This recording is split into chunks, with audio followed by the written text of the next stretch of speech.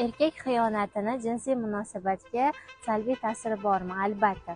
Ayol qachonki turmush o'rtog'i xiyonat qilganini bilib qolsa, ayol o'ziga nisbatan birinchidan ishonch tushadi, eriga nisbatan nafrati oshadi va erga nisbatan himoya hissi, ishonch hissi yo'qoladi va ayol giperkontrol ayolga aylanishni boshlaydi.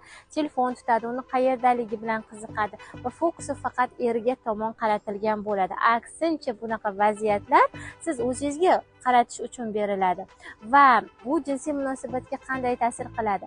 Siz yana o'zingizga qaratmaysiz, siz yana eringizni xiyonat qilgan ma'shuqasida bo'ladi xayolingiz va munosabatlarda ham siz o'zingizni erkin qo'ymaysiz, sizda ehtiros bilan, xohish bilan bo'lgan muammolar bo'ladi va siz xayolingizda faqatgina u turmush o'rtog'ingizni hozirgi holati, u xiyonat qilgan vaziyat esingizga tushadi va bu yana ham sizni o'sha qalbingizdagi nafratni ko'tarilishiga, salomatligingiz bilan bo'lgan muammolar paydo bo'lishiga olib keladi. Birinchi o'rinda ayol bunaqa vaziyatda o'zini mana shu xiyonat borasidagi xafagarchiligini prarabotka qilishi va turmush o'rtog'i bilan bu vaziyatni kelishib, gaplashib, hayotini davom ettirish yoki davom ettirmasligini kelishib, ana undan keyin agar davom ettirsa, bu vaziyatni shunchaki prarabotka qilib, unutib davom ettirishi lozim bo'ladi.